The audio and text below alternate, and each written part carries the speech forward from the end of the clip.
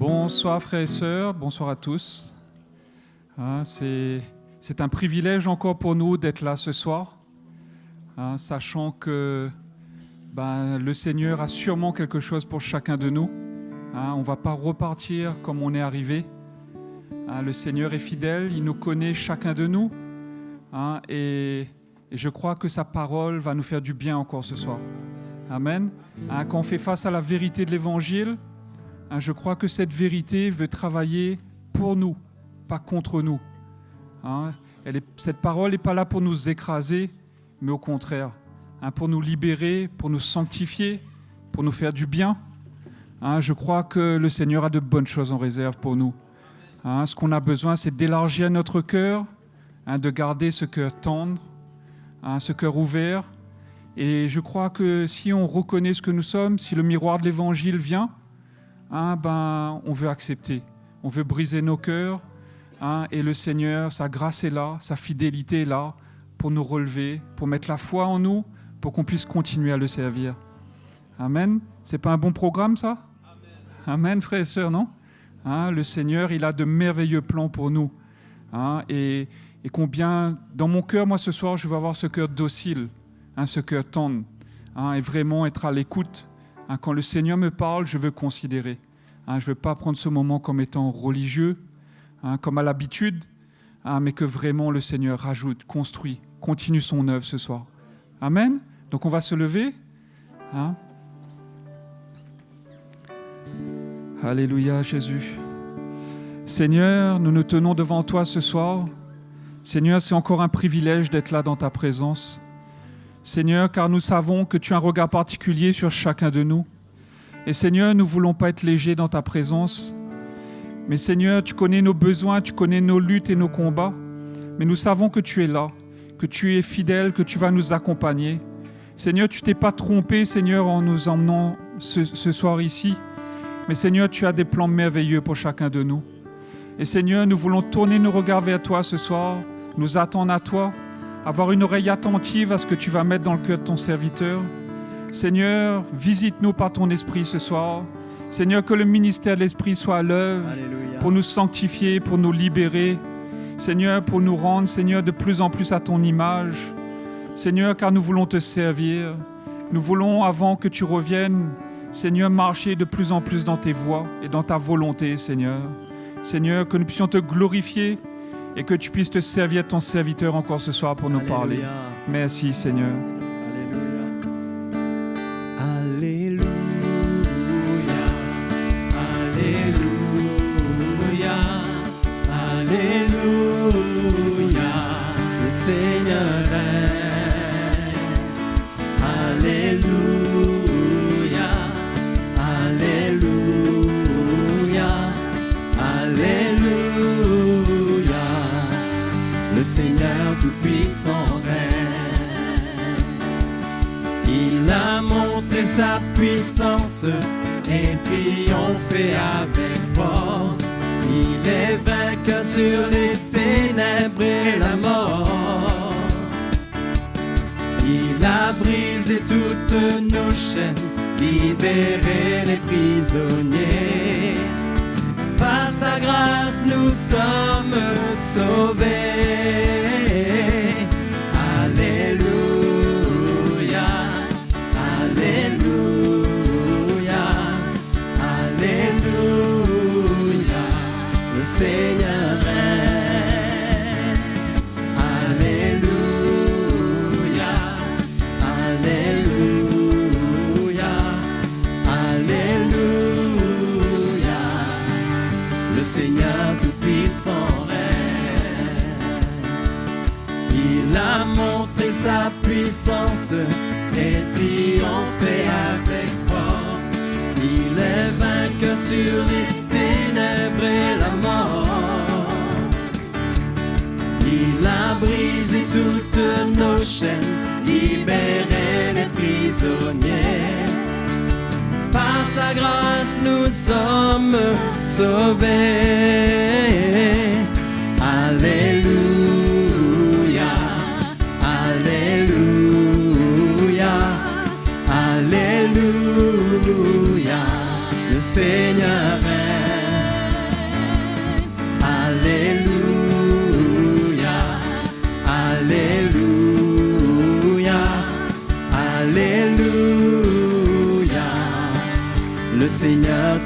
tout-puissant règne. Il a montré sa puissance.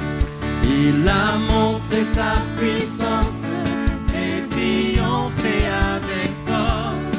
Il est vainqueur sur les ténèbres et la mort. Alléluia, c'est vrai. Il a brisé toutes nos chaînes, libéré les prisonniers. Par sa grâce, nous sommes sauvés. Alléluia, Alléluia, Alléluia. Le Seigneur règne. Alléluia, Alléluia, Alléluia. Le Seigneur tout-puissant règne. Alléluia, Alléluia, Alléluia, Alléluia. Le Seigneur règne. Alléluia, Alléluia, Alléluia. Le Seigneur, nous venons pour glorifier son nom. Nous venons pour glorifier son nom. Nous venons pour glorifier son nom. Alléluia. Nous venons pour glorifier ton nom, Seigneur. Nous venons pour glorifier ton nom. Jésus,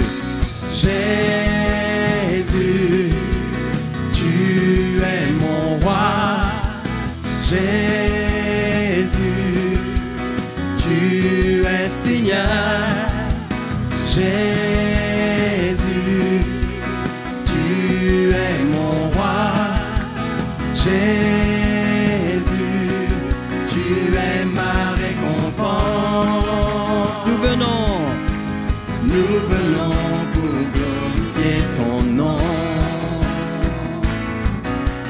Nous venons pour glorifier ton nom.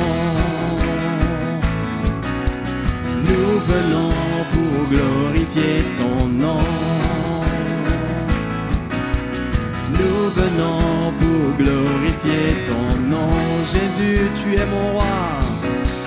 Jésus, tu es mon roi. Jésus, tu es Seigneur. Jésus, tu es mon roi. Jésus, tu es ma récompense. Jésus, tu es mon roi. Jésus, tu es mon roi. Jésus,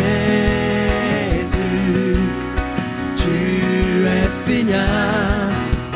Jésus, tu es mon roi. Jésus, tu es ma récompense. Alléluia, Jésus, nous te louons ce soir, Seigneur, tu es notre récompense. C'est toi que nous louons ce soir, Seigneur. C'est toi que nous glorifions, Jésus. Alléluia. Alléluia. Sois glorifié.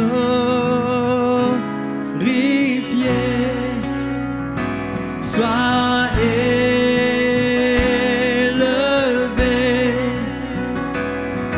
Et dans nos cœurs et par nos vies, sois glorifié, ô Dieu puissant. Tu es le seul Dieu éternel, toi seul est juste et bon. Tu es le Dieu puissant. Tu es le Dieu puissant. Tu tiens ma vie tes mains. Et c'est sur toi que je me tiens. Tu es le Dieu puissant. Tu es le Dieu puissant. Sois glorifié,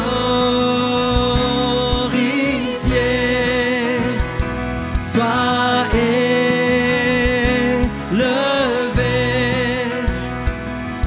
et dans nos cœurs et par nos vies, sois glorifié. Oh Dieu puissant, tu es le seul Dieu éternel, et c'est toi que nous adorons.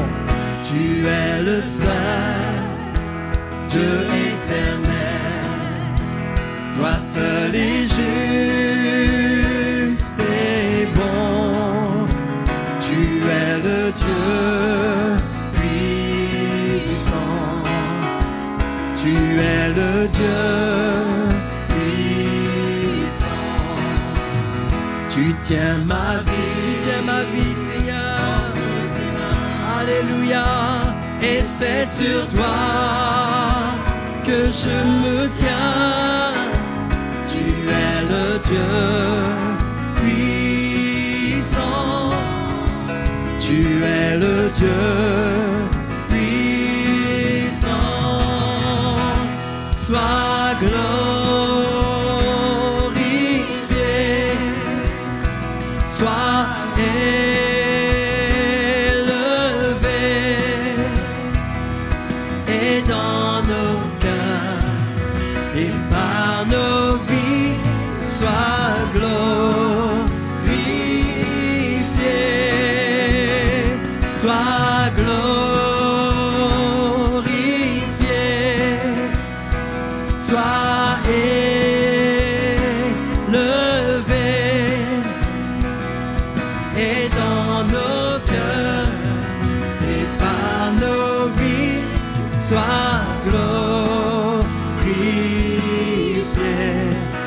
Dieu puissant, oh Dieu puissant, oh Dieu puissant. Sois glorifié dans nos cœurs par nos vies, Seigneur Jésus. Sois glorifié, mon Dieu, mon roi. Je t'adore, Seigneur. Alléluia, mon Dieu. Alléluia, Seigneur Jésus. Sois glorifié, Seigneur. Sois magnifié, Jésus. Sois glorifié, mon roi. Alléluia, oh Jésus. Oh, tu es bon, Seigneur. Sois glorifié, Seigneur, mon Dieu. Alléluia. Alléluia, toi soit la gloire, Jésus. Alléluia.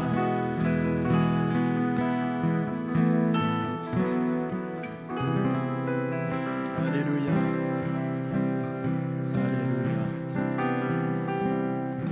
Dieu tout-puissant, plein de gloire, tu es revêtu de majesté, tu es élevé au-dessus de tout. De ton trône, tu règnes avec autorité.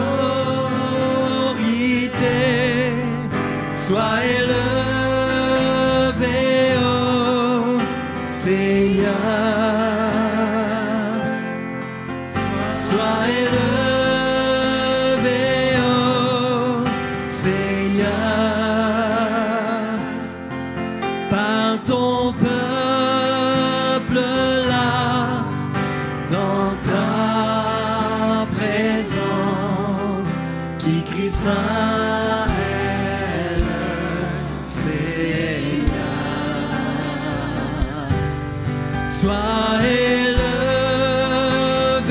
oh Seigneur.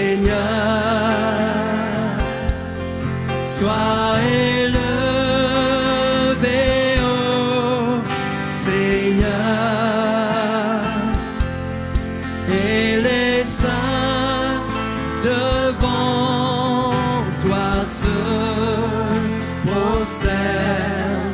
Il dit Saint est le Seigneur, Dieu tout-puissant, plein de gloire. Tu es revêtu de majesté, tu es élevé au-dessus de tout. De ton trône, tu règnes avec autorité. Sois élevé, oh Seigneur. Élevons notre Seigneur ce soir. Sois élevé, oh Seigneur, par ton peuple là, dans ta présence, qui crie Saint est le Seigneur. Sois élevé, oh Seigneur. Sois élevé, oh Seigneur. Et les saints devant toi se prosternent, et les saints devant toi se prosternent. Il dit Saint est le Seigneur. Sois élevé, Seigneur. Sois élevé. Élevons le nom de Jésus ce soir. Élevons notre roi. Sois élevé. Lui seul est digne d'être élevé, d'être glorifié. Élevons notre Dieu. Les saints devant toi se prosternent. Il dit Saint est le Seigneur. Il dit Saint est le Seigneur. Alléluia. Oh Jésus, nous t'adorons. Tu es saint, Seigneur, Dieu tout-puissant. Ton peuple crie que tu es saint, Seigneur. Ton peuple se prosterne devant toi, Seigneur, Dieu tout-puissant. Nous voulons nous incliner devant toi, Jésus. Alléluia, devant ta majesté. Alléluia, mon Dieu. Alléluia, Seigneur. Nous t'adorons ce soir, Seigneur. Toi seul est digne, Seigneur Jésus. Oh, merci Jésus. Merci notre Dieu. Alléluia. À toi soit la gloire, Jésus. Nous t'adorons, Seigneur.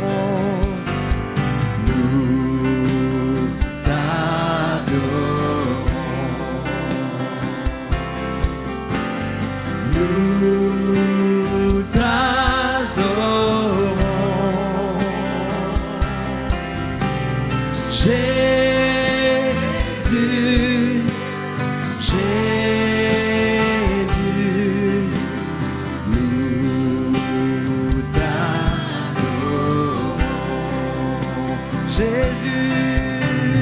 Jésus, Jésus, nous t'adorons. Jésus, Jésus, Jésus,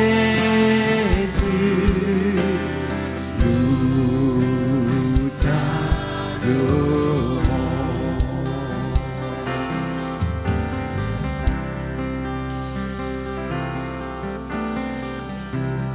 Alléluia. Tu es bon, Seigneur. Nous voulons t'adorer ce soir, Seigneur Jésus. Nous t'adorons, Dieu Tout-Puissant. Tu es si bon, Seigneur, notre Dieu.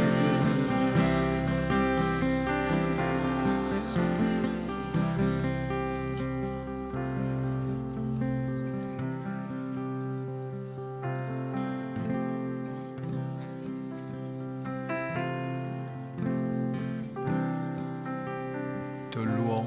Merci Seigneur. Merci Seigneur, tu es bon envers nous. Tu es bon, tu es venu nous sauver. Tu nous as accordé la grâce de pouvoir nous approcher de toi, de te connaître. Nous qui étions perdus, loin de ta face, égarés dans ce monde. Et Seigneur, tu nous as rapprochés par ton sang. Nous te louons, te remercions. Merci pour ta bonté. Nous sommes reconnaissants pour ton amour. Oh Dieu, sois béni. Alléluia. Merci Seigneur, au nom de Jésus. Alléluia. Le nom de Jésus. Le merveilleux nom que nous célébrons, que nous chantons, que nous célébrons. Le nom au-dessus de tous les noms. Celui qui est venu nous sauver. Bonsoir à vous tous. Et bonsoir ou bonjour, selon l'heure à laquelle vous écoutez le message, à tous ceux qui sont en ligne. Que le Seigneur vous bénisse dans ce moment. Si vous le voulez bien, on va faire une lecture dans Hébreux chapitre 9. Et on va voir le but ultime du sacrifice de Jésus. Pourquoi est-ce que Jésus a paru? Il est venu dans ce monde. Hébreux 9. Ça va, tout le monde?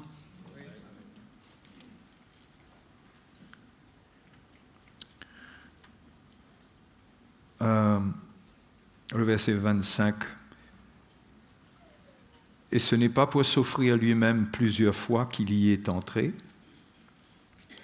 devant la face de Dieu, comme le souverain sacrificateur entre chaque année dans le sanctuaire, mais pour offrir un autre sang que le sien.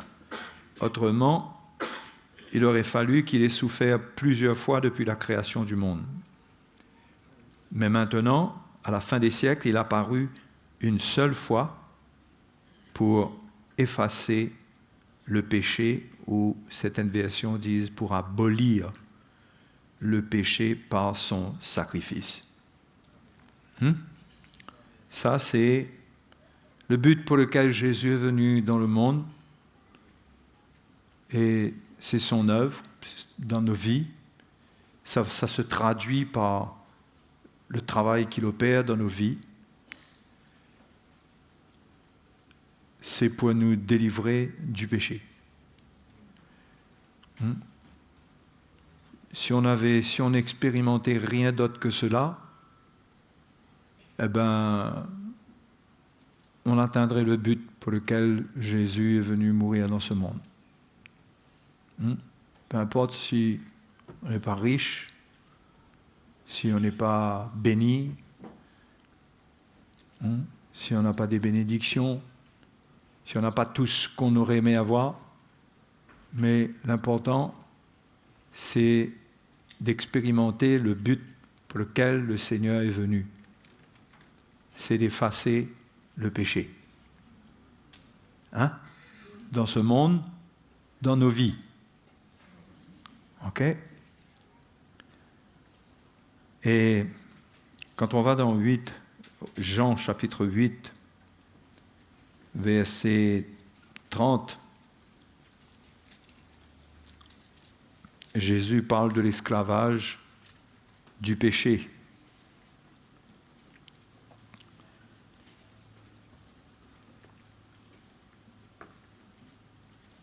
Comme Jésus parlait ainsi, plusieurs crurent en lui. Et il dit aux Juifs qui avaient cru en lui, « Si vous demeurez dans ma parole, vous êtes vraiment mes disciples. Vous connaîtrez la vérité, et la vérité vous affranchira. » Ils lui répondirent, « Nous sommes la postérité d'Abraham, et nous ne fûmes jamais esclaves de personne. Comment dis-tu, vous deviendrez libres ?» Et Jésus leur parle d'un autre esclavage que l'esclavage de quelqu'un. En vérité, au verset 34, je vous le dis, leur répliqua Jésus, « Quiconque se livre au péché est esclave du péché. Or, l'esclave ne demeure pas toujours dans la maison. Le Fils y demeure toujours. Si donc le Fils vous a franchi, vous serez réellement libre. » Donc, le Seigneur est venu libérer son peuple. Première chose concernant la liberté, c'est libre du péché. Il y a je dirais qu'il y a deux étapes dans la liberté, mais tout s'est accompli en même temps à la croix. Première étape, c'est que le péché doit être traité pour libérer l'homme. Et le deuxième élément, c'est la loi. On est libéré du régime de la loi, de l'esclavage de la loi. Ça a été le cas pour les Juifs, puisque nous, les païens, nous n'avons jamais été sous la loi, bien que, quelque part, dans notre conscience, avec la connaissance de la loi que nous avions, à travers de la religion, nous étions un peu dans cet esclavage aussi, quelque part. OK ? Et donc, avant le régime de la loi, le peuple d'Israël était un peuple libre. Vous savez qu'Israël n'a pas toujours été sous la loi. La loi est venue au mont Sinaï. Parce que quand Israël était en Égypte, ils étaient esclaves de Pharaon. Ils n'étaient pas encore sous la loi, mais ils étaient esclaves de Pharaon. Mais quelque part, ils étaient libres. Ils étaient tombés sous la main d'un oppresseur, mais ils n'étaient pas sous le régime de la loi sous lequel ils vont être pendant des siècles. Et lorsqu'ils sont venus, ils ont traversé le désert, ils sont allés au mont Sinaï. Il semblerait que c'est là que, quelque part, Dieu les a mis dans une prison spirituelle, c'est-à-dire le régime de la loi.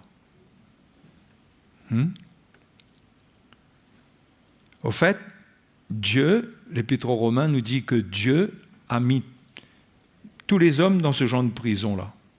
Si on va lire dans Romains chapitre 11,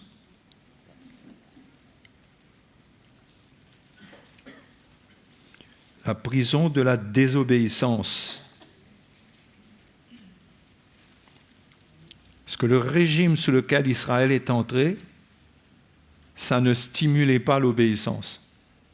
Ça stimulait la désobéissance. C'était là pour révéler le péché qui était caché dans l'homme.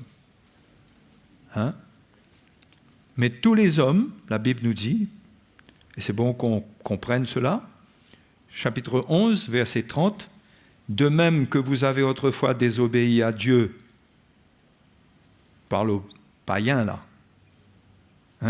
et que par leur désobéissance, les Juifs, la désobéissance des Juifs, vous avez maintenant obtenu miséricorde, de même, ils ont maintenant désobéi afin que par la miséricorde qui vous a été faite, ils obtiennent aussi miséricorde. Okay? Quand les Juifs ont rejeté le Seigneur, ils ont désobéi. Mais bien avant cela, ils étaient sous un régime qui les gardait captifs du péché. C'est pourquoi Jésus leur dit qu'il faut qu'il les rende libres du péché. Et eux, ils ne voyaient pas ça. Parce que le Juif, il faisait face à la nature du péché. Je ne dirais même pas comme n'importe qui, mais encore pire. Parce que le Juif, il avait la connaissance de la loi, ce qui augmentait les luttes au-dedans de lui, parce que connaissant la loi, il faisait face à une demande à laquelle il n'arrivait pas toujours à répondre. Qui plus est, il y avait une menace sur la vie du peuple de Dieu lorsqu'il y avait désobéissance. Donc c'était un état d'esclavage, mais les païens, eux aussi, ils avaient autrefois, Paul dit désobéi à Dieu, et cette désobéissance, on la voit dans Romains, chapitre 1, cette prison, je dirais, dans laquelle les païens ont été mis. Je parle de la prison de la désobéissance. D'accord? Ce sont des images que je donne. Ne prenez pas cela à la lettre, ce sont des images que je vous donne pour vous expliquer comment Dieu a renfermé tous les hommes. Au fait, est-ce qu'on a lu ce bout-là? Le verset 32. Car Dieu a, chapitre 11, verset 32, car Dieu a renfermé tous les hommes dans la désobéissance pour faire miséricorde à tous. D'accord? Donc pour revenir au peuple d'Israël, il y a eu un temps où Dieu les a endurcis. C'était l'action de Dieu, de les enfermer dans la désobéissance, s'endurcir pour rejeter le Messie. Parce que dans tout cela, il y avait un plan de Dieu. Il y avait un plan de Dieu pour les païens par rapport à la désobéissance des païens que maintenant Dieu fait grâce. Et bien maintenant, par la désobéissance des Juifs, vu que Dieu a fait grâce aux païens, Dieu va faire grâce aussi à son peuple juif. Tout ça, c'est la manière dont Dieu procède. D'ailleurs, Paul dit après, ô profondeur de la sagesse de Dieu, les circuits de Paul sautaient face à ce plan extraordinaire. Mais donc les païens aussi, ils ont été livrés à la désobéissance. Peut-être que vous n'avez jamais constaté cela, mais dans l'Épître aux Romains au chapitre 1, parce que nous examinons là le fait que tous les hommes ont été renfermés dans la désobéissance. D'accord? C'est le point qu'on est en train de voir. Et chapitre 1, à partir du verset 18, ça parle des païens. La colère de Dieu se révèle du ciel contre toute impiété et toute injustice des hommes qui retiennent injustement la vérité captive, car ce qu'on peut connaître de Dieu est manifeste pour eux, Dieu le leur ayant fait connaître. En effet, les perfections invisibles de Dieu, sa puissance éternelle et sa divinité, se voient comme à l'œil nu depuis la création du monde quand on les considère dans ses ouvrages. Ils sont donc inexcusables, car ayant connu Dieu, ils ne l'ont point glorifié comme Dieu et ne lui ont point rendu grâce. Ils ont connu Dieu non pas comme les Juifs au travers de la loi, ils ont connu Dieu au travers de la création. La création est un enseignement évident qui donne l'évidence de l'existence de Dieu. Mais l'ayant connu, ils ne l'ont point glorifié comme Dieu, ne lui ont point rendu grâce, car ils se sont égarés dans leurs pensées. Leur cœur sans intelligence a été plongé dans les ténèbres. Se vantant d'être sages, ils sont devenus fous et ils ont changé la gloire du Dieu incorruptible en image représentant l'homme corruptible, des oiseaux, des quadrupèdes et des reptiles. S'il y a quelque chose qui est bien notable chez les païens, c'est l'idolâtrie. Et le verset 24 nous dit maintenant, voilà comment Dieu livre les païens à la désobéissance. C'est pourquoi Dieu les a livrés à l'impureté, selon les convoitises de leur cœur. Ainsi, ils déshonorent eux-mêmes leur propre corps, eux qui ont changé la vérité de Dieu en mensonge, qui ont adoré et servi la créature au lieu du Créateur qui est béni éternellement. Amen. C'est pourquoi Dieu les a livrés encore une fois Et à plusieurs reprises, il est parlé de Dieu qui les a livrés. Au verset 28, pareil. Comme ils ne se sont pas souciés de connaître Dieu, Dieu les a livrés à toutes sortes de mauvaises choses. D'accord? Donc, les païens, comme les Juifs après leur désobéissance lorsqu'ils ont rejeté le Seigneur, ils ont été désobéissants. C'est Dieu qui a fait ça. Et depuis le commencement, sous le régime de la loi, Dieu devait garder son peuple sous une forme d'esclavage. Le Galates chapitre 4 nous parle de l'esclavage du peuple d'Israël. Chapitre 4, verset 1. On lit beaucoup de passages, mais après vous allez comprendre à quoi je veux en venir. Comme souvent. Vous y êtes? Or, aussi longtemps que l'héritier est enfant, je dis qu'il ne diffère en rien d'un esclave, quoiqu'il soit le maître de tout, mais il est sous des tuteurs et des administrateurs jusqu'au temps marqué par le Père. Nous aussi, les Juifs, de la même manière, lorsque nous étions enfants, nous étions sous l'esclavage des principes élémentaires du monde. Mais lorsque les temps ont été accomplis, Dieu a envoyé son Fils, né d'une femme, né sous la loi, afin qu'il rachète ceux qui étaient sous la loi, afin que nous recevions l'adoption.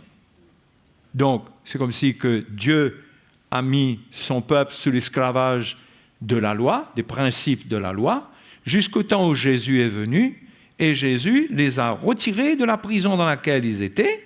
C'était le plan, pour qu'ils deviennent non plus des esclaves, mais qu'ils passent d'esclaves au statut de fils, d'enfants de Dieu.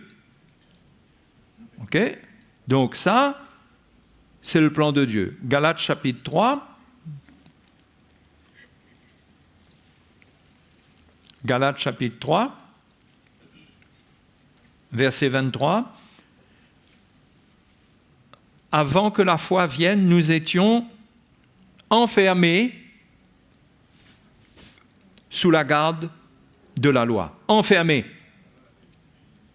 D'accord? C'est un mot qui exprime quand même une prison. Nous étions enfermés sous la garde de la loi en vue de la foi qui devait être révélée. Ainsi, la loi était comme un précepteur pour nous conduire à Christ afin que nous soyons justifiés par la foi. La foi étant venue, nous ne sommes plus sous ce précepteur. C'est-à-dire que tant que le péché subsistait, tant que la question du péché n'était pas traitée, Dieu ne pouvait pas libérer son peuple.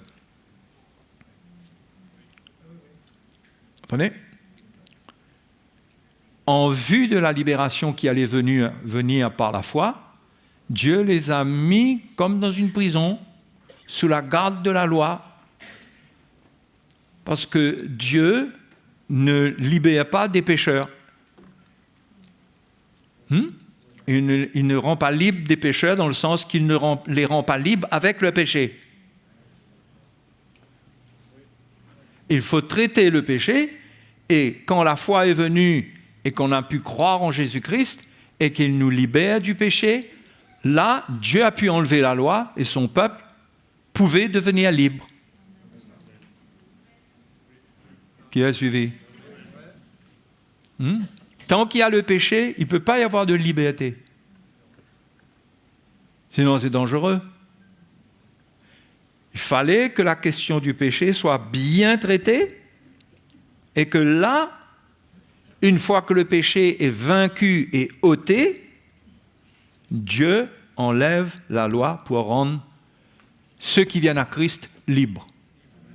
Il ouvre la porte de la prison, maintenant on est libre. Ce n'est pas une liberté conditionnelle, c'est une vraie liberté. Mais c'est une liberté assistée par le Saint-Esprit. Parce que le sacrifice de Jésus a ôté le péché comme obstacle entre Dieu et l'homme, mais quand le chrétien naît de nouveau, le péché est un élément qui est encore là. On peut encore pécher. Non? C'est comme ça pour vous? Hein? Donc, comme il y a la nature de la chair, il fallait le Saint-Esprit pour nous conduire. Parce que le péché, il est encore agissant. On va voir dans quelles conditions. Mais il existe toujours. Si le péché avait complètement été aboli dans l'étape dans laquelle nous sommes, nous ne pécherions plus. D'accord? Mais puisque le péché a été vaincu et que le sacrifice de Jésus donne une victoire totale sur le péché, quand nous venons à Jésus, Dieu maintenant nous libère, juifs et païens. Autrefois, nous étions livrés à la puissance du péché, comme on a lu dans Romains chapitre 1, à partir du verset 18. Mais maintenant, quand nous venons à Christ, nous ne sommes plus livrés. Nous sortons de ce courant, de cette prison qui oblige à faire le mal quelque part. Hein? Mais nous sommes sous une liberté pour être conduits par le Saint-Esprit. Parce que la nature de la chair, elle est toujours là. Et le péché peut se manifester. Et le péché va se manifester. C'est pourquoi l'Esprit de Dieu est là pour finir la construction dans notre vie, pour nous conduire, pour que le péché, lorsqu'il se manifeste, il ne va pas nous écraser et nous détruire. Mais si nous marchons selon l'Esprit, nous n'allons pas obéir à la chair, nous allons marcher dans la liberté sans être troublés. Mais c'est grâce à l'Esprit de Dieu que cela est possible.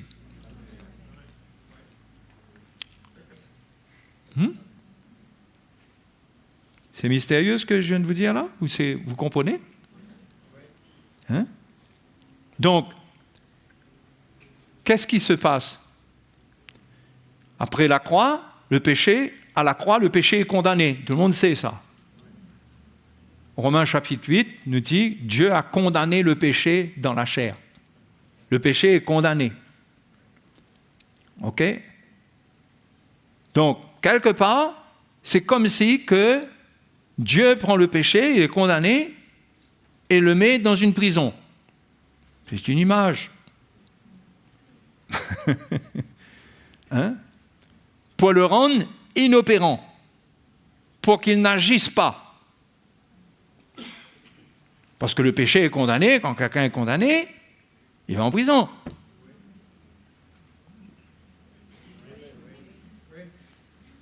Mais est-ce que le péché, il est complètement mort? Dans un sens, oui. Dans le sens pratique, dépendant de notre marche spirituelle, de notre compréhension de la victoire de la croix, eh bien, le péché est mort, mais il est mort, mais pourtant il se manifeste encore. Donc, il n'est pas mort comme on pourrait croire qu'il est mort et comme on aurait souhaité qu'il meure.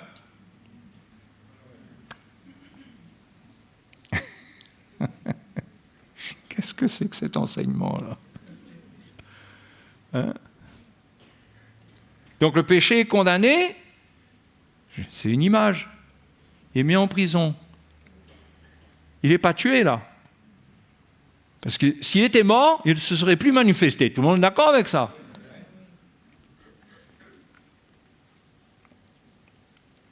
Mais l'élément qui est dangereux, c'est la loi. Parce que la loi a la clé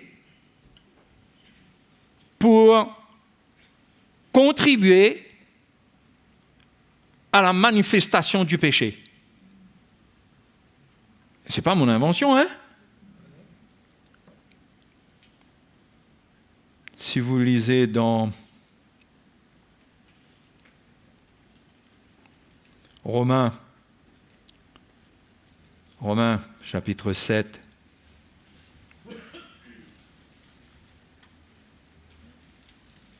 Romains chapitre 7, verset 5.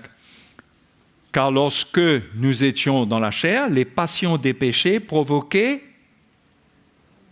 par qui? Par la loi, agissaient dans nos membres. Les passions des péchés provoquées par la loi. La loi provoque les passions des péchés.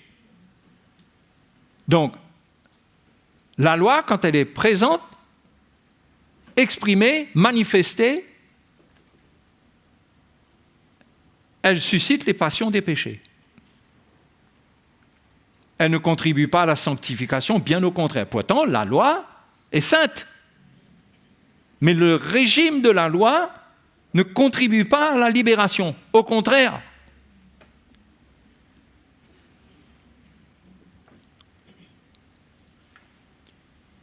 Galates chapitre 5. Non. 1 Corinthiens tout d'abord, chapitre 15, verset 54. Verset 55, pardon. 1 Corinthiens chapitre 15. Ô mort, verset 55.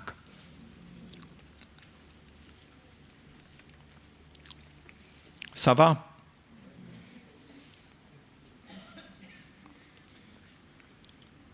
Ô mort, où est ta victoire? Ô mort, où est ton aiguillon? L'aiguillon de la mort, c'est le péché. Quand le péché pique l'homme, il transmet la mort, l'aiguillon. Et la puissance du péché, c'est quoi? La puissance du péché, c'est la loi. Vous réalisez? C'est pourquoi Paul faisait des déclarations qui n'étaient pas toujours appréciées, je crois. Mais il comprenait, lui, le plan de Dieu. Ce qui donne de la puissance au péché, c'est la loi. Ça ne veut pas dire que les péchés de tout le monde, quand il y a le péché, c'est la loi qui fait ça. On est d'accord. Le péché vient aussi dans les tentations, dans beaucoup de circonstances qui peuvent n'avoir rien à faire avec la loi. Mais la présence de la loi donne de la puissance au péché. La présence de la loi aujourd'hui dans l'Église, ça s'appelle le légalisme. C'est l'état d'esprit, c'est le régime sous lequel le peuple d'Israël était. Si ce régime, cette manière de gérer le péché se manifeste dans l'Église, qu'est-ce que ça fait? Ça devient une puissance pour le péché.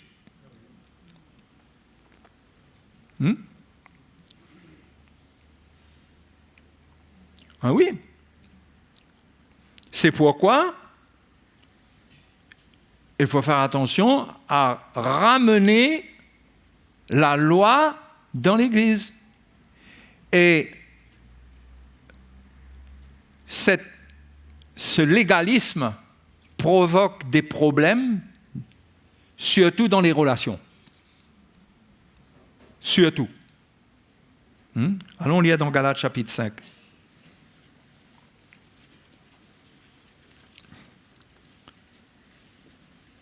Verset 13. Frères, vous avez été appelés à la liberté. Seulement, ne faites pas de cette liberté un prétexte de vivre selon la chair. Vivre selon la chair, c'est vivre selon notre vieil homme, mais dans l'explication que Paul donne dans Galates, vivre selon la chair, c'est aussi vivre selon l'esprit de la loi. Parce qu'au chapitre 3, il dit aux Galates, Et il lui a dit, après avoir commencé par l'esprit, voulez-vous maintenant finir par la chair? Il parlait de leur retour à la loi quand il dit finir par la chair. OK?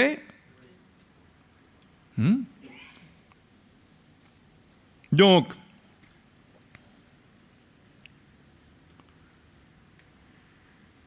c'est important de comprendre comment le légalisme, et on va lire dans Galates chapitre 5, on continue à lire, comment la loi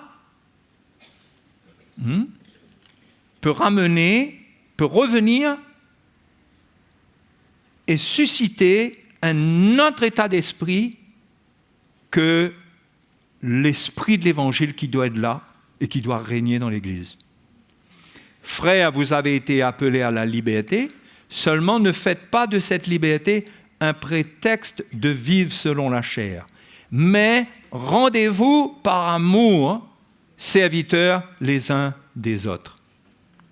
D'accord? Il oppose cette vie de la chair, il dit ne faites pas de votre liberté un prétexte de vivre selon la chair, mais rendez-vous par amour serviteurs les uns des autres. Car toute la loi est accomplie dans une seule parole, celle-ci. Tu aimeras ton prochain comme toi-même. Verset 15. Mais si vous vous mordez et vous dévorez les uns les autres, prenez garde que vous ne soyez détruits les uns par les autres.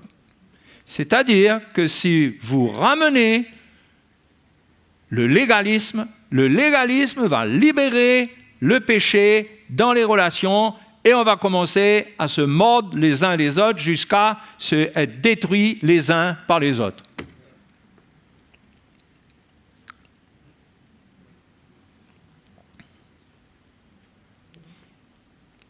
Et c'est l'amour qui est l'élément de vie sous la nouvelle alliance, de nous supporter les uns les autres, de nous pardonner les uns les autres, de nous repentir, de nous pardonner, de soutenir celui qui est faible, et non pas de venir avec du légalisme contre ce qui ne va pas dans la vie de quelqu'un. C'est-à-dire une dureté, une exigence. Parce que dans cet état d'esprit-là, il n'y a pas de libération.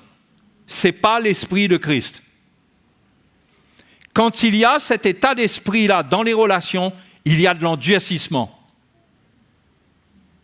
Il y a de la méchanceté qui va se manifester parce que les cœurs vont s'endurcir et on va commencer à se répondre, on va commencer à retourner dans l'esprit de l'ancienne alliance, œil pour œil, dent pour dent, on va se mordre, on va se faire du mal.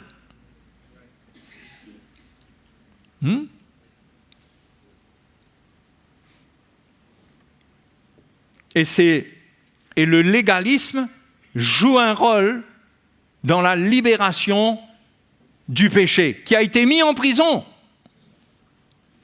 Quand Jésus est mort à la croix, il a mis le péché en prison. On peut vivre sans son influence.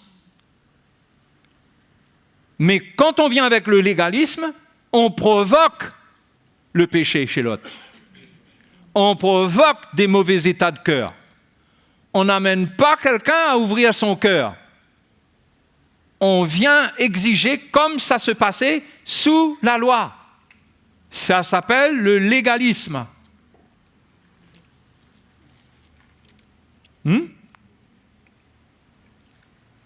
Oh, mais je savais que ça allait être difficile ce soir. Mais quand même, je veux vous amener cette lumière-là pour que vous compreniez que quand on parle de la loi, elle est sainte. Mais c'est l'esprit qui est attaché à la loi, comment la loi était gérée sous l'ancienne alliance, qui n'est pas bon sous la nouvelle alliance.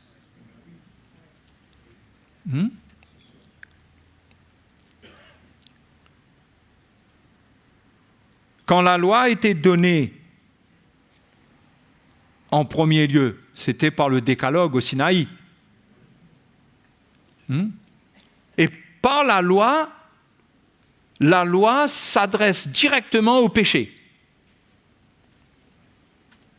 Tu ne feras pas ceci, tu ne feras pas cela, tu ne convoiteras pas, tu ne commettras pas d'adultère.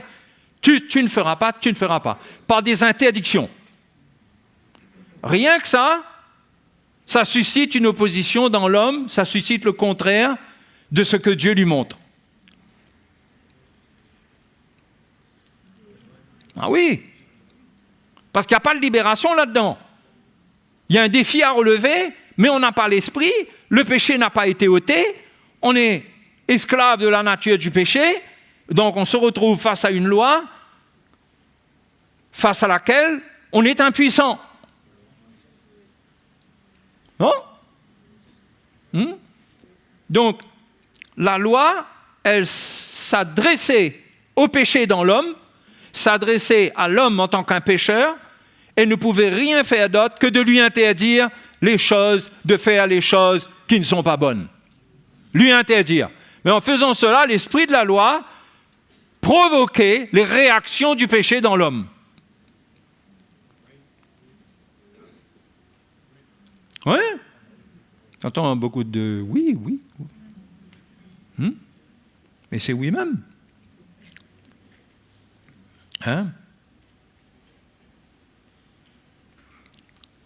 C'est pourquoi Paul dit dans Romains chapitre 7, verset 5, il dit « Car lorsque nous étions dans la chair, les passions des péchés provoqués par la loi agissaient dans nos membres, de sorte que nous portions des fruits pour la mort. Mais maintenant, nous avons été dégagés de la loi, c'est-à-dire du régime de la loi, pas de l'esprit de sainteté qui est dans la loi.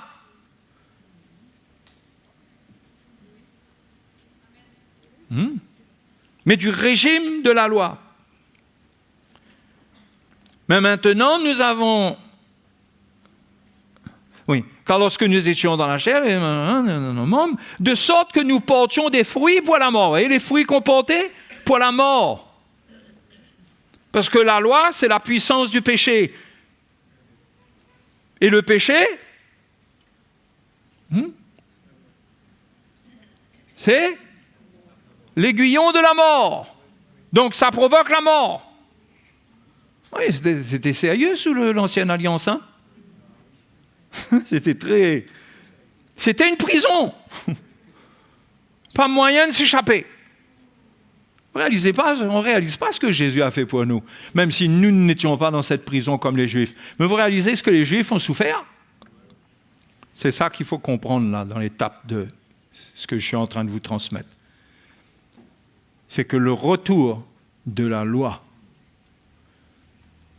ça contribue à la victoire du péché. Or, Jésus est mort, il a ôté le péché, il a condamné le péché, et le péché, il l'a rendu inopérant pour nous. Pour nous. Romains chapitre 6, verset 14 nous dit quoi? Le péché n'aura point de pouvoir sur vous car vous êtes non sous la loi, mais sous la grâce. On est sous la grâce. Pour nous, le péché n'a pas de pouvoir sur nous. C'est extraordinaire.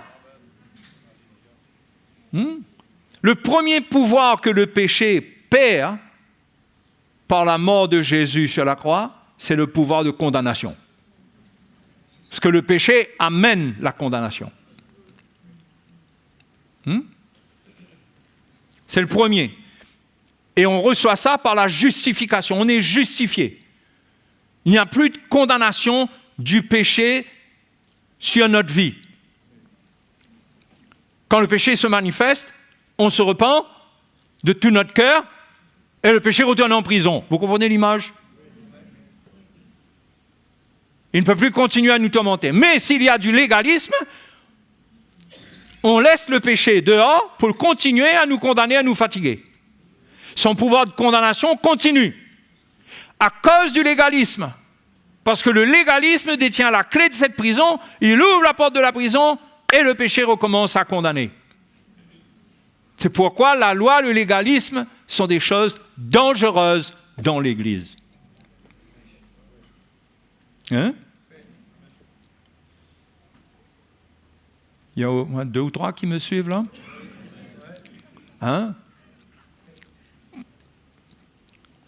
Le légalisme, c'est sérieux. Et c'est sérieux partout. C'est sérieux dans notre maison, c'est sérieux dans l'Église, c'est sérieux dans nos relations. Et parfois, il y a plus de zèle dans le légalisme que dans autre chose, que dans l'amour. Il y a beaucoup de zèle dans le légalisme, parce qu'on veut que la vérité prévale. Mais on ne réalise pas que l'esprit dans lequel on opère n'accomplit pas ce qu'on aurait aimé voir, mais fait le contraire. Par le légalisme. Cet état de cœur qui est dur, qui exige, qui est intransigeant, qui impose quelque chose et qui s'attend à une perfection d'obéissance. C'est quelque chose qui contribue à un retour du péché chez l'autre. On ne peut plus aujourd'hui intervenir par notre chair avec les principes de la loi pour corriger quelqu'un, pour reprendre quelqu'un, pour montrer à quelqu'un la volonté de Dieu. C'est l'esprit de la chose qui a changé. Aujourd'hui, il y a un cœur qui habite en nous. Et ce cœur-là fait ressentir autre chose et opère d'une autre manière. Et c'est ce cœur-là qu'il faut avoir. Et ce cœur-là, on l'a quand Dieu œuvre en nous, quand Dieu travaille en nous et que nous apprenons l'esprit de la grâce, nous apprenons la grâce qui est dans le Seigneur. Dieu œuvre en nous et ce cœur-là, par la transformation du ministère du Saint-Esprit, ce cœur-là prend place en nous et notre service s'adoucit. Paul dit aux Galates que si un frère est sur pris en faute, reprenez-le avec douceur, vous qui êtes spirituels, vous qui avez l'esprit, avec douceur. C'est-à-dire sans irritation. Ça ne veut pas dire que vous devez parler de telle manière qu'il ne comprend même pas qu'est-ce que vous êtes en train de dire, tellement vous parlez doucement. Mais c'est un état de cœur qui n'est pas irrité et qui comprend, qui a accepté que le péché peut se manifester. Mais si on vient avec la loi, on garde le péché en condition de liberté. Et il fait des dégâts. On doit le ramener en prison, refermer la porte, et dans ce cas, il faut de la repentance, il faut du pardon pour qu'il perde son pouvoir de condamnation et le chrétien continue sa marche dans la liberté. Vous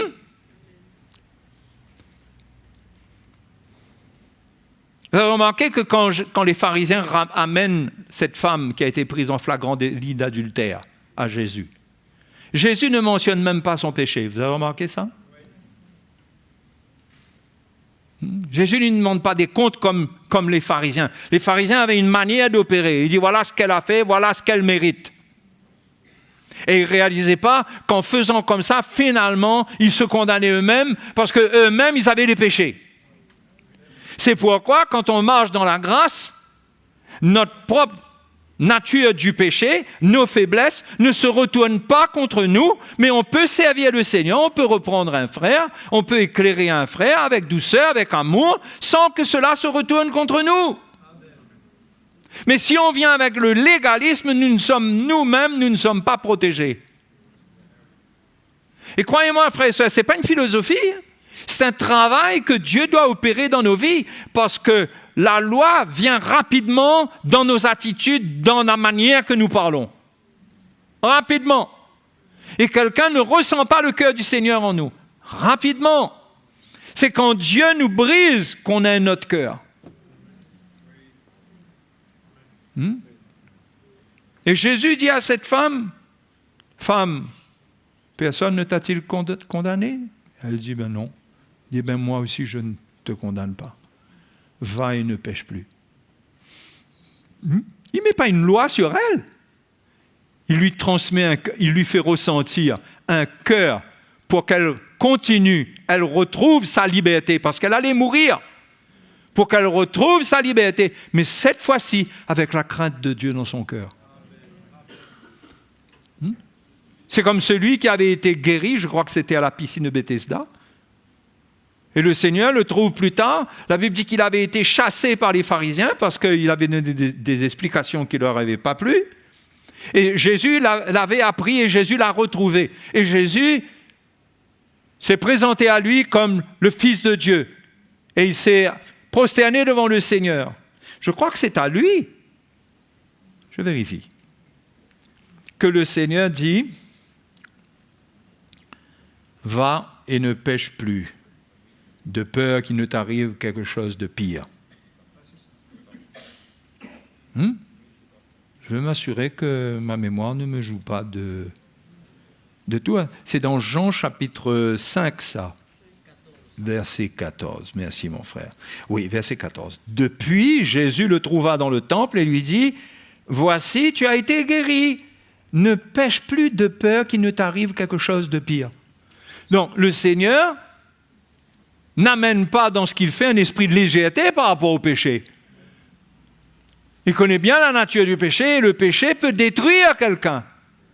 Donc, il lui transmet une instruction au travers de son cœur de grâce, parce qu'il ne faut pas oublier que l'évangile de Jean, c'est l'évangile de la grâce et de la vérité. C'est présenté comme ça dès le départ. C'est dans cet évangile-là qu'on voit beaucoup le cœur du Seigneur. Et le Seigneur parle à son cœur pour l'instruire, pour qu'il ne retombe plus dans le péché, pour qu'il fasse attention au péché, mais pas dans l'esprit de la loi.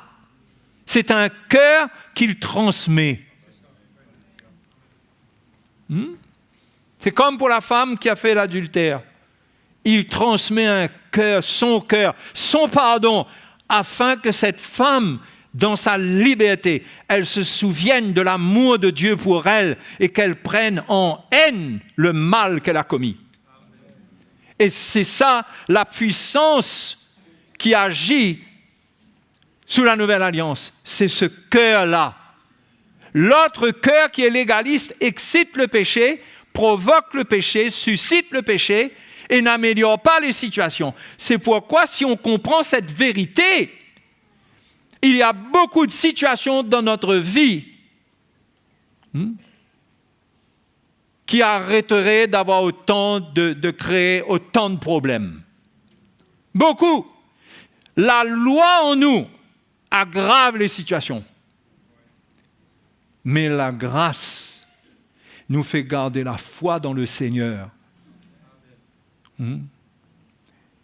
Parce que Jésus nous a rachetés, il nous a rendus libres. Vous savez, l'homme a été créé pour être libre. Et Dieu veut rendre l'homme libre. Mais dans la liberté, comme je vous ai dit, il nous a donné l'Esprit. Et le Saint-Esprit, il travaille nos vies pour produire le fruit de l'Esprit. Le fruit de l'Esprit, ce n'est pas les commandements de la loi. Mais le fruit de l'Esprit, Paul dit, ça accomplit la loi. La loi ne peut pas rien avoir contre le fruit de l'Esprit. Parce que le fruit de l'Esprit, c'est l'accomplissement de la loi. C'est avoir le cœur de Dieu envers les hommes. L'amour, la joie, la paix, la patience, la douceur. C'est ça que Dieu veut. Mais quand il n'y avait pas l'Esprit, Dieu a dû prendre son peuple et le mettre dans une prison et lui donner des interdictions. Il lui a dit, attention maintenant que vous faites ça. Mais aujourd'hui, nous ne sommes plus sous ce régime-là.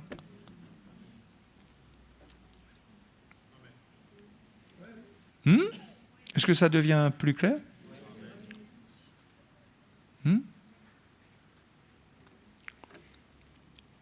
Donc, dans l'Église, je ne suis pas en train de donner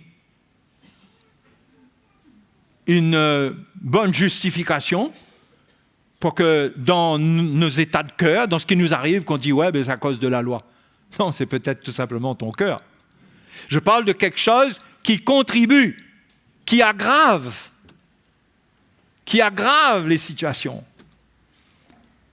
Il y a des situations dans les foyers qui sont aggravées à cause du légalisme.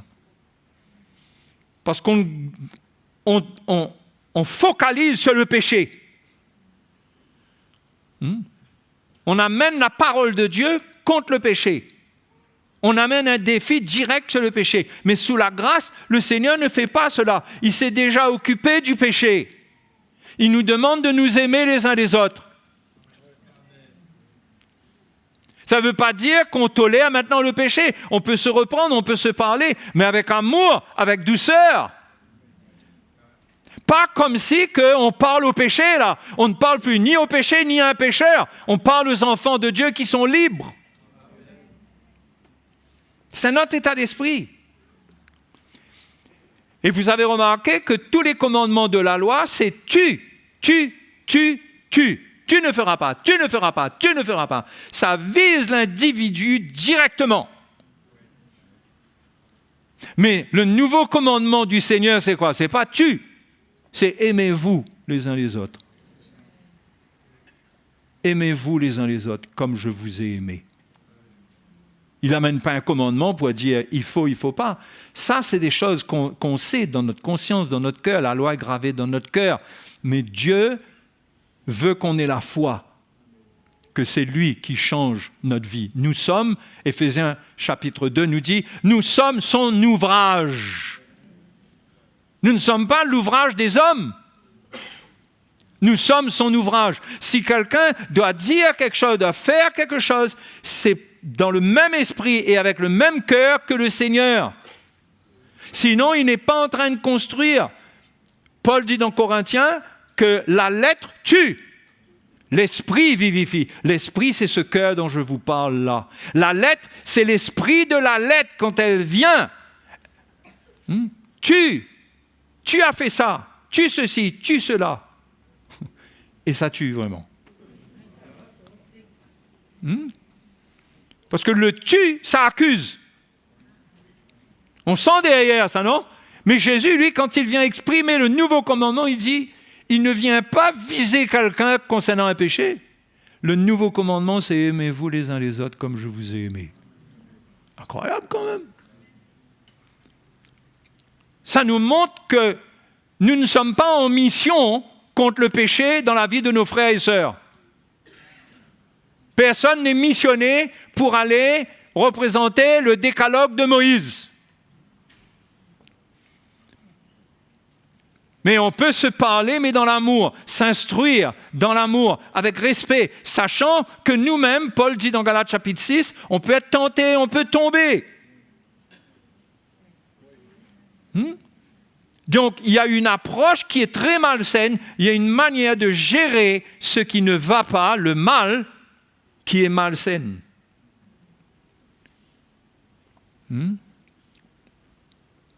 Parce que quand quelqu'un est un enfant de Dieu, la Bible dit aussi dans Jean, l'épître de Jean, celui qui est né de Dieu, il ne pêche pas. Donc ça oriente notre esprit vers une victoire totale sur le péché. Parce que le péché n'a plus de pouvoir sur nous. Par la mort de Jésus, le péché n'a pas de pouvoir sur nous. Mais si quelqu'un reprend la loi, il redonne au péché le pouvoir qu'il avait avant que Jésus meure. Est-ce que vous comprenez ça? Il exprime cela. Et ça détruit, ça tue.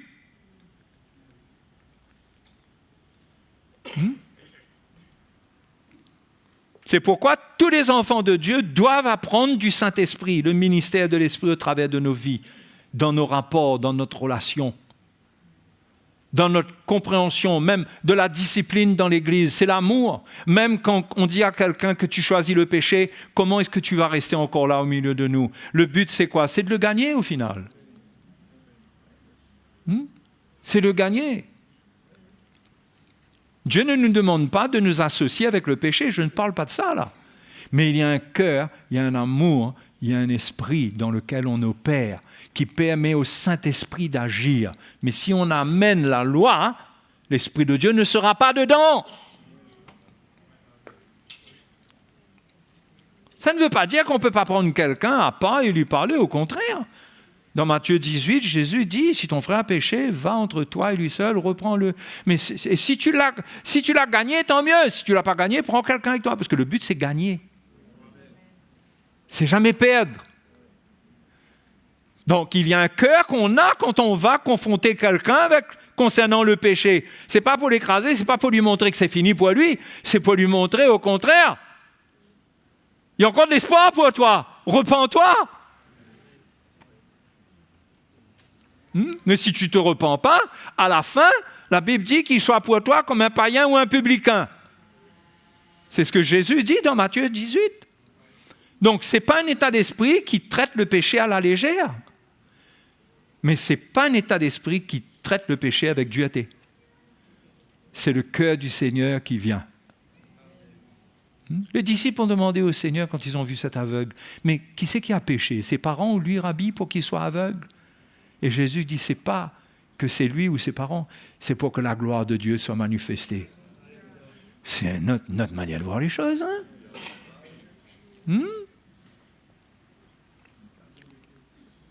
Mais la loi nous fait voir le problème et on veut régler le problème d'une manière légaliste. Sous la grâce, on a un autre cœur.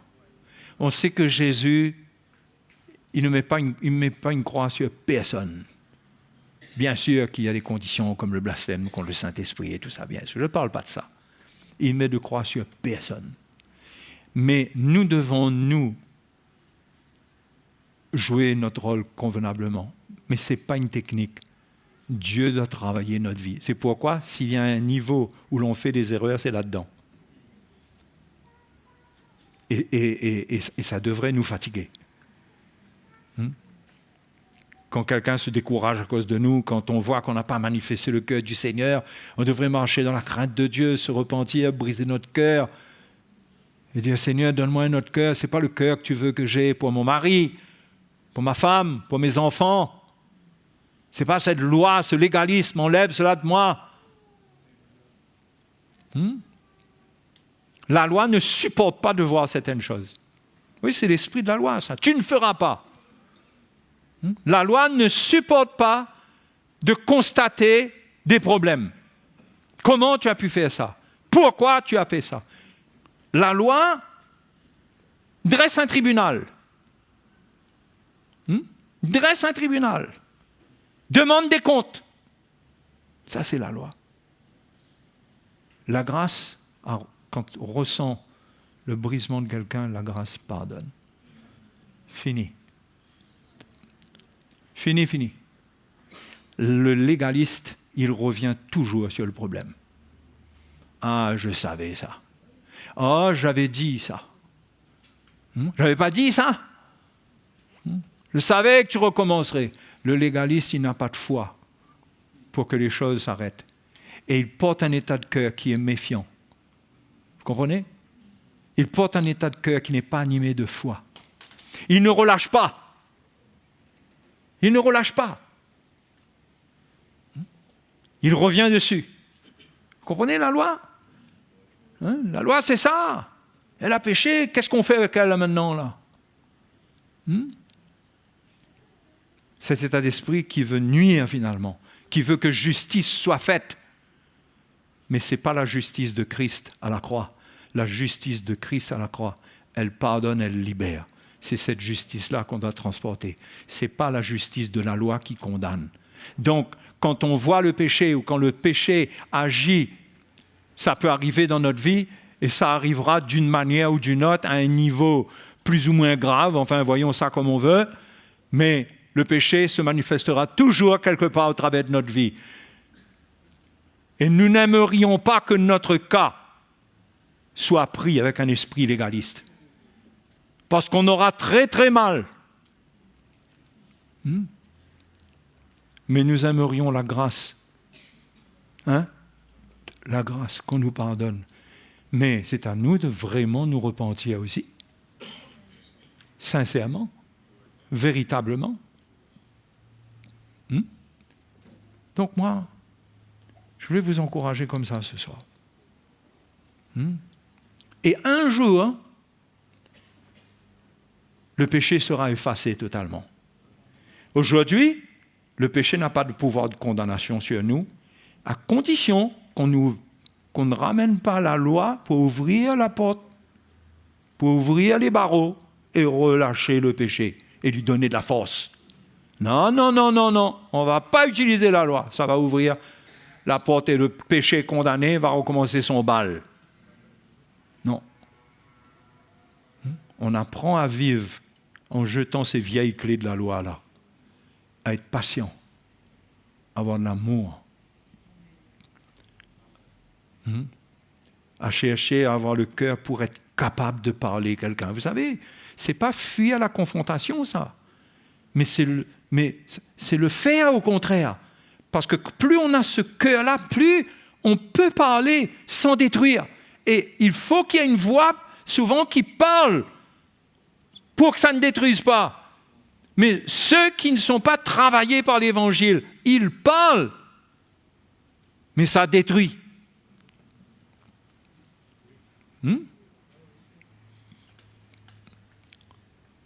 Qui a compris? On a décanté un peu jusqu'à la fin, là. Un jour, à la glorification de notre corps, le péché sera complètement détruit. Il ne sera même plus en prison. Il sera nulle part. Notre corps va être glorifié. En ce qui nous concerne, nous les croyants. Je ne parle pas du monde dans la période qui restera et tout, sur la terre. Mais il y a un jour où le péché sera complètement aboli, à la fin, même après le millénium, et tout sera fini, grâce au sacrifice de Jésus. Mais pour nous, le jour qui marquera la fin de l'action, de la présence du péché. Pas de sa domination. Sa domination, elle est finie maintenant même là.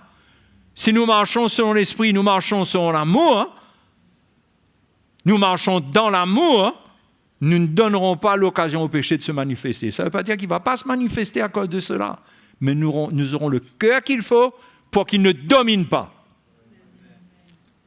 Qui comprend? Et la troisième étape, première étape, c'est la justification. Le péché ne peut plus me condamner. La deuxième étape, dans laquelle nous sommes là, parce que nous avons déjà été justifiés, dans laquelle nous sommes maintenant, c'est que le péché ne peut pas dominer sur moi. Il ne peut pas dominer sur moi. Et c'est pourquoi l'Esprit de Dieu m'accompagne. C'est pourquoi j'ai besoin de l'Église, j'ai besoin de l'Évangile, j'ai besoin du ministère de l'Esprit. J'ai besoin de ça. Mais la dernière étape, c'est là l'effacement total du péché dans notre vie. Notre corps est glorifié.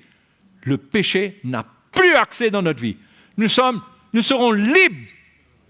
Nous ne pécherons plus. Oh, c'est merveilleux. Oh, Maranatha, viens Seigneur Jésus. Mais en attendant, attention, il est en prison. Attention de le sortir de prison et de le laisser faire son bal. Il a été condamné, laissons-le en prison. Laissons-le en prison. Il n'arrive pas à opérer là si on le garde en prison. Vous avez compris comment on le garde en prison? On n'utilise pas la loi. On contourne cette espèce de confrontation charnelle. On agit avec l'amour. Et l'amour va montrer à quelqu'un comment il appartient au Seigneur. Comment Paul enseigne à se comporter d'une manière digne du Seigneur. Il ne vient pas rappeler toutes sortes de commandements, il dit de se comporter d'une manière digne. L'amour montre qu'on est digne du Seigneur et que notre comportement doit s'aligner avec ça. Et que si on échoue encore un peu, le Seigneur nous aidera. Prends courage, mon frère, repens-toi, brise ton cœur. Parce que tu es un enfant de Dieu, tu as été racheté du péché. Tu appartiens au Seigneur. Tu n'appartiens pas un coup au Seigneur, un coup au péché. Non, tu appartiens au Seigneur. C'est définitif. Amen. Mais si le péché se manifeste, repens-toi et retourne en prison. Si tu ne pardonnes pas, c'est toi qui vas en prison. C'est Jésus qui a dit ça. Mais ne va pas en prison, toi. Pardonne et repens-toi. Et deviens libre. Alléluia.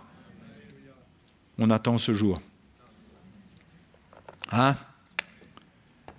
On attend ce jour de libération totale. Mais en attendant, on ne rêve pas. On a des réalités de la vie, on a des choses réelles qui se passent. On fait face encore à la loi dans l'un, dans l'autre, le péché, la manière qu'on dit, la manière qu'on fait, la manière qu'on réagit et tout, et tout. Qu'est-ce qu'on fait avec tout ça? On brise notre cœur. On brise notre cœur. On veut que Dieu travaille en nous, nous change. On a une prière presque permanente dans notre cœur. Seigneur, qu'est-ce que j'ai besoin de changer? Qu'est-ce que j'ai besoin de changer? Là, j'ai encore réagi comme ça. Ne te décourage pas. Ne te décourage pas. Le Seigneur t'aidera. Alléluia. Hein? Ça se termine en bonne nouvelle quand même. Et ce n'est pas pour caresser le dos de personne. C'est une réalité. En Jésus-Christ, il n'y a plus de condamnation pour nous. On est libre. Libre, libre, libre. On doit être heureux de notre liberté. Mais attention, ne faisons pas de notre liberté la liberté d'être légaliste. De dire ce qu'on pense, de faire ce qu'on veut. Et de se dire, je suis comme je suis. Non. Non, non, non, non. Brise ton cœur si tu es comme tu es. Ne te condamne pas, mais brise ton cœur. Viens pas imposer ton histoire là à tout le monde. Mais les autres acceptent ou n'acceptent pas selon leur maturité. Tu ne peux pas imposer ça. Comprends? Mais recherchons plutôt le perfectionnement dans notre vie. À être débarrassés du légalisme. En criant au Seigneur quand ça se manifeste. Allons remercier le Seigneur ensemble. Alléluia.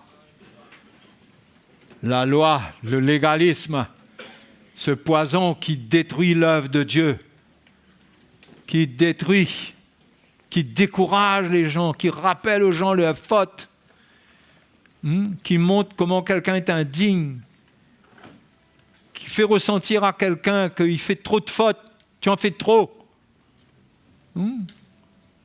Jusqu'à combien de fois est-ce que je pardonnerai à mon frère? Pierre a dit. Vous voyez, dans l'enseignement du Seigneur, on voit la grâce. On voit la grâce. Alléluia. Seigneur, éclaire-nous, Seigneur. Nous avons besoin de cette lumière. Nous avons besoin de comprendre ces vérités, mais surtout, nous avons besoin qu'elles se gravent dans notre cœur pour que nous puissions vivre une vie paisible, les uns envers les autres. Une vie où on se soutient.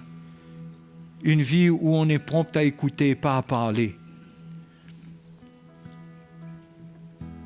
Une vie d'écoute avec ton cœur. Seigneur, fais ton œuvre dans la vie de nos frères et nos sœurs. Fais ton œuvre dans chacune de nos vies. Œuvre en nous. Que nous puissions grandir en toi et nous débarrasser de cet esprit légaliste. Seigneur, nous te remercions ce soir. Merci d'agir par l'Esprit. Merci, Seigneur. Les frères et les sœurs, vous savez, le diable, il tente de beaucoup de manières. Mais il y a une tentation qui l'amène. Quand il y a déjà eu la tentation du péché et que le péché est venu, s'est manifesté. C'est la tentation d'être légaliste. C'est pourquoi la Bible dit qu'il a dépouillé les dominations. Il a effacé toutes les prescriptions, toutes ces ordonnances, tout ce qui disait comment faire, quoi faire par rapport au péché. Il a effacé ça. Mais l'ennemi veut récupérer ça. C'est un menteur. Et nous montrer que c'est important de manifester ces choses. La tentation d'être légaliste. Que Dieu nous vienne en aide. Et notre Dieu est fidèle, il va nous secourir.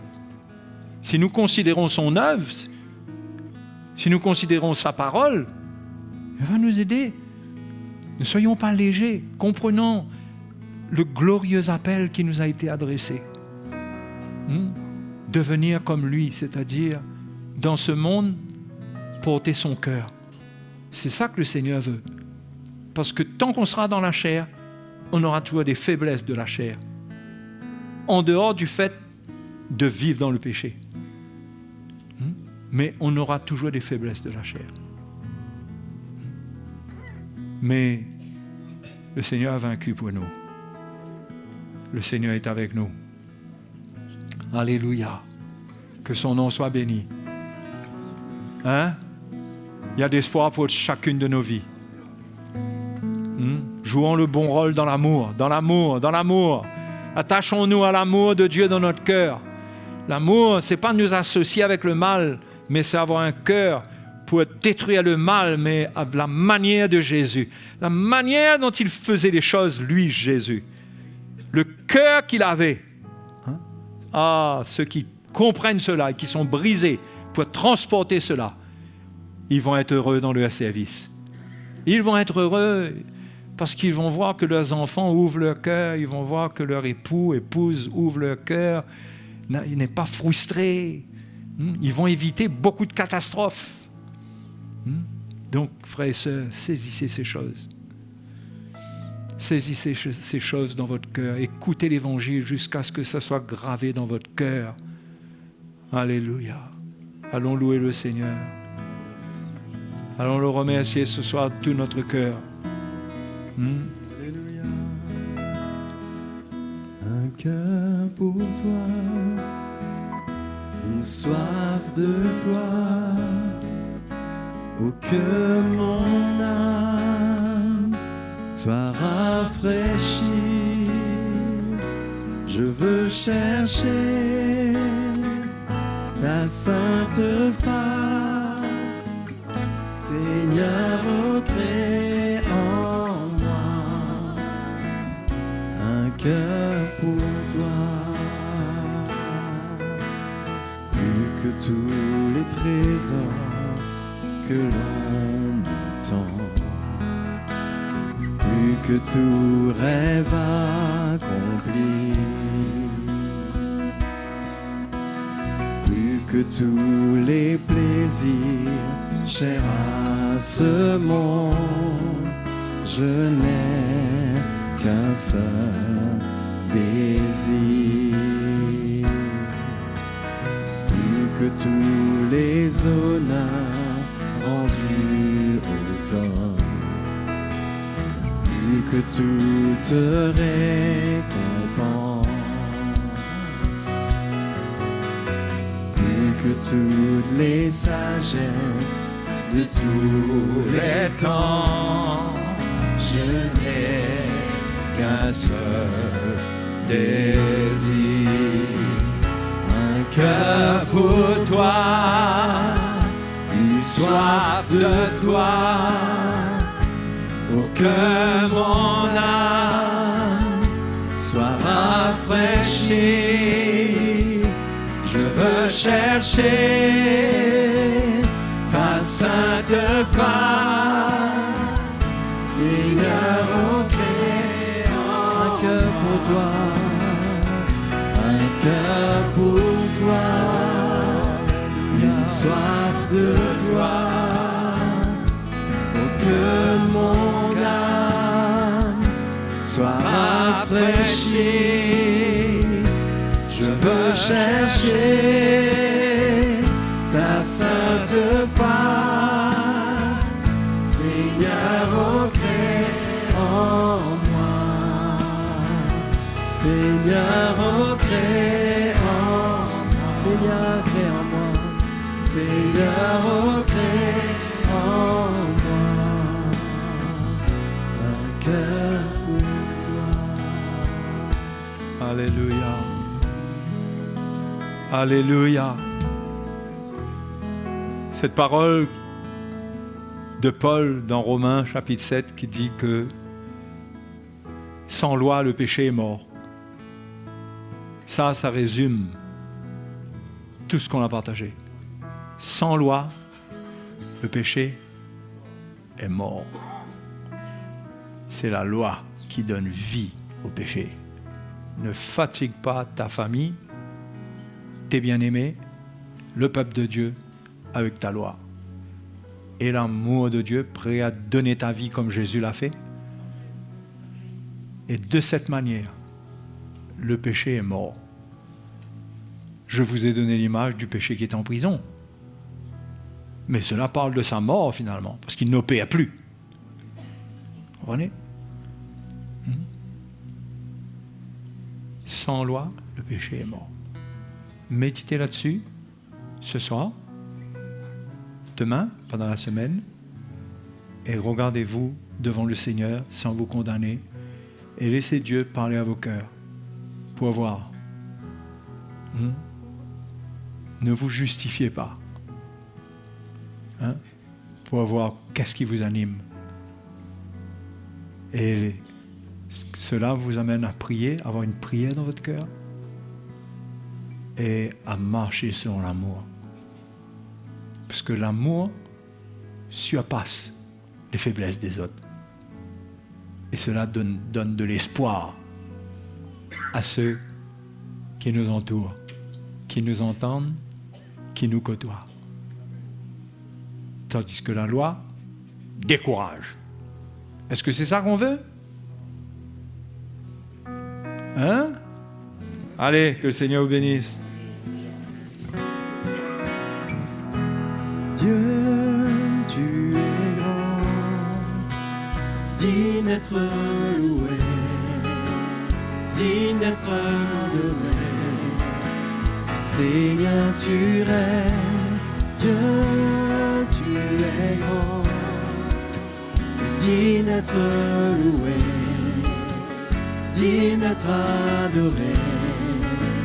Seigneur, tu règnes, Dieu, tu es grand, digne d'être loué, digne d'être adoré. Seigneur, tu règnes.